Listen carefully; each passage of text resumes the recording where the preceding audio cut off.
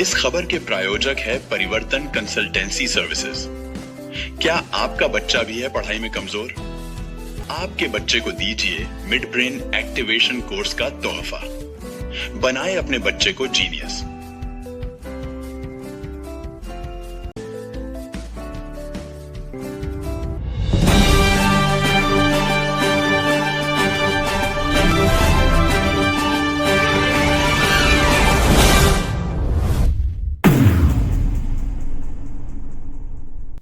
नमस्कार दर्शकों, मैं हूं आपके साथ रविक्षा शर्मा और आपका एक बार फिर से बहुत स्वागत है आपके अपने केएमएस न्यूज चैनल में। बाबा जी ने जो ना मुझे कुछ पैसे भी दिए माशाल्लाह। कितने पैसे दिए नहीं बोलूँगा। जैसे कि मेरी यूएई कंट्री है, हमारी सऊदी अरब कंट्री है, मैं चाहूँगा कि खास तौर से बाबा जी को जो ना यूएई के लिए निमंत्रित हूँ और मैं बाबा जी मेरे खून का खतरा भी आपको दूंगा और मैं लड़ूंगा आपके लिए।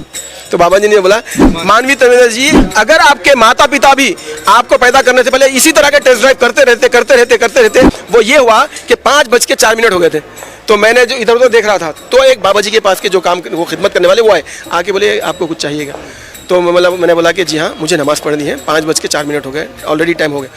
तो फिर वो उठे। पेशे से एक एडवोकेट हूँ, एक लेक्चरर हूँ और मैं सोशल एक्टिविस्ट हूँ और उसके अलावा और भी दूसरी चीज़ें हैं। यहाँ पर वो बोलना उतना ज़रूरी नहीं है, लेकिन ये बोलना ज़रूरी है कि बाबा प्रेमानंद जी जब बात करते हैं तो लाखों नहीं करोड़ों लोग और करोड़ों लोगों के दिल और दिमाग पर उनकी बातें असर करती हैं। तो इस बात को, इस सच्चाई को बहैसियत मुसलमान मैं अगर मानता हूँ, तस्लीम करता हूँ, तो मुझे इसमें कोई शर्म नहीं महसूस होती। इसलिए क्योंकि कुरान में भी अल्लाह रब्बुल इज़्ज़त ने ये बताया है कि तुम अच्छाई और सच्चाई की बात करने वालों के साथ हो जाओ। इसका मैं चैलेंज करके हिंदुस्तान के सारे उलमा इकराम, न सिर्फ सारे हिंदुस्तान के बल्कि दुनिया भर के सारे उलमा इकराम को मैं चैलेंज करके बोलता हूँ, अगर मैं ये कुरान की आयत बोल रहा हूँ और अगर ये गलत है तो आप मेरी इस्लाह करना। आपकी जूतियां सिर पर उठा के मैं। प्रेमानंद जी से मुलाकात हुई आपकी? बिल्कुल। तो प्रेमानंद जी के बारे में जो कुरान में बोला गया है कि अल्लाह रब्बुल इज़्ज़त ने फरमाया कि कुनु मअस सादिकीन, तुम सच्चों के साथ हो जाओ। तो मुझे ईश्वर ने मुझे बोला कि मेरे बंदे, मेरा एक बंदा है हिंदुस्तान में प्रेमानंद जी, जो अच्छाई और भलाई की बात करते हैं, इंसानियत की बात करें, उनके खिलाफ जो साजिशें हो रही है, तुमको भी चाहिए कि तुम उसके ताल्लुक से डिफेंड करो और जाके बताओ कि प्रेमानंद जी ने जो बात बोली है वो कितनी सही है। और ये बात मैं फिर एक बार बोल रहा हूँ, दुनिया के 200 करोड़ के मुसलमानों को ये बात समझनी चाहिए कि प्रेमानंद जी ने जो बात बोली है वो ऐन कुरान की वाणी है, धार्मिक पुस्तकों की वाणी है। न सिर्फ ये बल्कि सनातन धर्म में भी जो धार्मिक किताबें। तो जब मैं बाबा जी के से मिलने की इच्छा मेरे मन में हुई तो तब मैं निकला तो कुछ मुश्किलें आई रास्ते में, लेकिन मेरे दिल में कहीं ना कहीं ये बात का यकीन था कि मुझे भगवान ने, परमेश्वर ने, रब्बुल आलमीन ने, मालिक ने मुझे बाबा जी से मिलने के लिए जो जिस राह पर लगाया है, इसमें जो भी कठिनाइयाँ आएंगी वो उसी को स्वयं वो परमेश्वर परमात्मा ही उसे हल करेगा। तो चुनाचे जब मैं यहाँ से निकला, फिर दिल्ली आया। दिल्ली से जब मैं उनके पास जा रहा था तो कई लोगों ने मुझे बोला, इवन पुलिस डिपार्टमेंट के लोगों ने बोला कि भाई आपके पास तो अपॉइंटमेंट भी नहीं है। अच्छा। और बाबा जी के जो अभी इन दिनों जो चलता, जो उनके बारे में जो विषय चल रहा है, जो कंट्रोवर्सी चल रही है, उसकी वजह से और लाखों लोग उनको देखने के लिए आ रहे हैं। आपको कैसे टाइम मिलेगा? आप बिना किसी ऑर्गेनाइज अंदाज में आप जो है यहाँ पे आ चुके हो। हमको तो पता नहीं है आप मिल भी पाओगे, मिलना तो दूर की बात है, आप शायद उतना करीब भी नहीं जा पाओगे क्योंकि 2-3 किलोमीटर तक आपको जो ना जाने का भी टाइम नहीं मिलेगा, अवसर नहीं मिलेगा। लेकिन मुझको जो ना मालिक के ऊपर पूरा विश्वास था। जब जिस मालिक ने मुझे यहाँ पर भेजा है वही मुझे बाबा जी से भी मिलाएगा, दर्शन भी कराएगा। लेकिन वहाँ पर जब हम गए तो पुलिस के बंदोबस्त के साथ दूसरे भी जो बाबा जी के साथ रहते हैं पीले वस्त्रों में, उनसे पहले पुलिस वालों ने मुझे देखा, मेरे ये देख करके जो है थोड़ा ज़रा कपड़े मुसलमान वाला टोपी। हाँ, थोड़ा पहले कंफ्यूज है। फिर उन्होंने मुझसे सवाल जवाब किए तो मैंने भी बिल्कुल इत्मीनान से इसलिए उनको जवाब देना मेरी जिम्मेदारी समझा ताकि उनको कोई गलतफहमी ना हो जाए। फिर उसके बाद जो है ना कुछ एक लोगों आए, आकर के जो है ना मेरे साथ फोटो लेने की कोशिश की, तो पुलिस वालों ने हटाया उनको। तो मैंने बोला कि नहीं, उन लोगों ने बोला नहीं, तो देखिए बाबा जी के बारे में इन्होंने क्या बोला है। फिर जब वो लोग देखे तो मुझे बोला कि थोड़े बैठ जाइए आप। फिर बैठने के बाद कुछ 10-15 मिनट क्या डिस्कस किया पता नहीं, लेकिन तुरंत ही उसके बाद आप ताजुब करेंगे, बाबा जी के पास से 4-5 जो है ना, जो बाबा जी के साथ होते हैं वो लोग आए। अच्छा। और इतने रेस्पेक्टफुल्ली, इतनी इज्जत और इतने प्यार से उन्होंने आकर के मुझे कान में बोला, फिर ऐसा हाथ जोड़ के बोला आप चलिए हमारे साथ। फिर वो रात का सिलसिला शुरू हुआ। देखिए आप कि बाबा जी ने मुझे देखा, उनके साथ के लोगों को फिर उन्होंने मुझे एक शॉल दी, वो शॉल उन्होंने आके वो लोगों ने पिनाई और लोगों की जो चीखें पुकारें थी, मैं बस ये बोल सकता हूँ कि वो एक ख्वाब वाला मंजर था माशाल्लाह। फिर उन्होंने मुझे भी दुआएं दी, फिर मुझे बताया कि मैं मिलूंगा आपसे, बस बस चले गए बस वो। अब उसके बाद जैसे बाबा जी गए, कई लोग आए मुझे वो जो फूल वगैरह थे उन्होंने बोला कि वो दीजिए, ये मेरे हाथ से मिल रहे हैं, ये लोग फोटो ले रहे हैं। वो दो माताएं मेरे साथ बैठी थी, बहुत बड़ी उम्र की थी। मैंने बाबा जी को बोला कि ये भी बहुत इच्छुक है आपसे मिलने, तो उन्होंने बोला कि उनसे भी मिलेंगे। उसके बाद ये हुआ कि वो लोगों को भी रात के 4 बजे के बाद 5 बजे और एक अहम बात ये भी बोलना है, ये बात भी देख लीजिए, जो मुसलमानों के वर्ग में, तबके में, जो हिंदू बरादरी के अगेंस्ट जहर उगलते हैं। हमारे देश में दोनों भी समुदाय में कुछ ऐसे भी लोग हैं जिनको बोल सकते हैं समाज की गंदगी। लेकिन यहाँ पर मैं ये बताना मेरी जिम्मेदारी इसलिए समझता हूँ क्योंकि अगर मैं इस बात को छुपाऊंगा तो ये मुनाफिकत होगी और अल्लाह रब्बुल इज्जत लानत भेजता मुनाफिक हो। वो ये हुआ कि 5:04 हो गए थे, तो मैंने जो इधर उधर देख रहा था तो एक बाबा जी के पास के जो वो खिदमत करने वाले वो आए, आके बोले आपको कुछ चाहिएगा।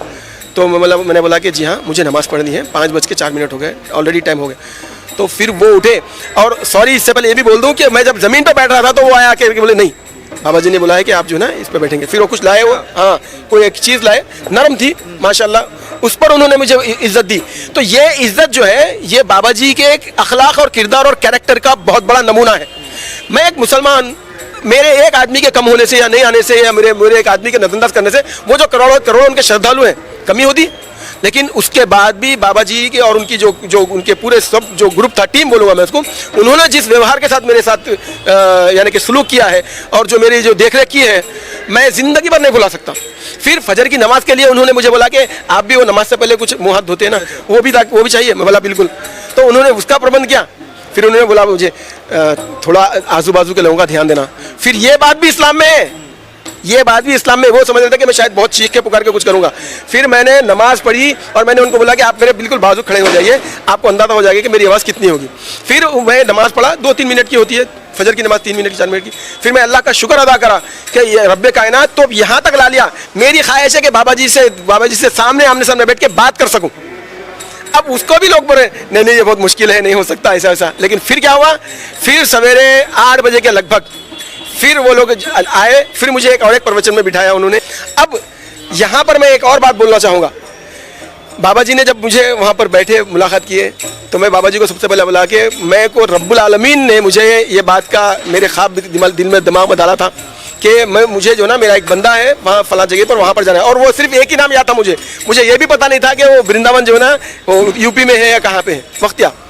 तो मैं रब्बुल आलमीन ने बोला कि मेरा बंदा जो है हक़ के लिए और दुनिया की अच्छाई और भलाई के लिए लड़ रहा है, तुम जा करके जो है ना तुम उनके लिए भी बात करना, लड़ना है तुमको। और मैं बाबा जी जब तक आप हक़ पे रहेंगे, मेरी सारी ज़िंदगी में जो है ना आपके लिए, आपके हक़ पे खड़े पर मेरे खून का ख़तरा भी आपको दूंगा और मैं लड़ूंगा आपके लिए। तो बाबा जी ने बोला नहीं भाई, लड़ने की कोई ज़रूरत नहीं है, हमको अपनी सिर्फ प्रेम की बात करनी है, अच्छाई और भलाई की बात दूसरों तक पहुंचानी है। और आप यहाँ तक आए, हमको भी बहुत अच्छा लगा। और ईश्वर आपके ऊपर जो ना और राधे जो वो बोल रहे थे उनकी कृपा हो। और उन्होंने क्या किया, फिर एक और शाल मुझे उड़ाई। तो लोगों ने बोला कि यहाँ पर 70-80 हज़ार लोग हैं, किसी को भी 2 शाल बाबा ने नहीं उड़ाई अभी तक, उस दिन की भी बात है। तो मेरे ये सौभाग्य थे। उसके बाद फिर बाबा जी ने जो ना मुझे कुछ पैसे भी दिए, माशाल्लाह। कितने पैसे दिए नहीं बोलूँगा, अच्छे खासे पैसे दिए। और बोला कि ये बस ये जो है ना आप रखिए, सफ़र है, बहुत सारी चीज़ें होती हैं और मालिक आपकी कृपा करे। और एक बात, जब बाबा जी की हमारी जो कन्वर्सेशन हो रही थी वो बात वहाँ पर रिकॉर्ड है। हाँ रिकॉर्ड है और वो लोग भी बता रहे थे, तो मैं भी इच्छुक हूँ कि वो रिकॉर्डेड कन्वर्सेशन को लियो। अच्छा, बाबा जी से मुलाकात के बाद क्या आपका क्या मतलब, मैं बाबा जी के साथ जुड़ा, सुनिए, मैं जो चीज़ मैं महसूस कर रहा था मैंने वो बाबा जी को बोली है और भी मज़ीद बात आगे बोलूँगा। लेकिन मैंने ये बात ठान ली है कि मैं बाबा जी के किसी भी ऐसे काम को जो बाबा जी जो ना इंसानियत और भलाई के लिए कर रहे हैं, मैं डेफिनेटली मैं उनका साथ दूंगा। मैं नहीं बल्कि हमारी अरब कम्युनिटी भी साथ देगी। अब्दुल्ला बिन बहामिद साहब का कहना था कि इस ख्वाब जो देखा था, खुदा ने कहा था कि जाकर आप मिलो बाबा जी से, प्रेमानंद जी से, तो वो ख्वाब मेरा पूरा हुआ। प्रेमानंद जी से मिलकर जो आध्यात्मिक अनुभूति उनको हुई वो वर्णन योग्य नहीं है। कहते कि ज़िंदगी सफल हो गई। इस खबर में बस इतना ही। आपको यह खबर कैसी लगी कृपया हमें कमेंट बॉक्स में लिखकर बताएं। और अगर आपको हमारा प्रयास पसंद आया तो कृपया लाइक करें। और यदि आपने अभी तक हमारे चैनल को सब्सक्राइब नहीं किया है तो कृपया चैनल को सब्सक्राइब करें।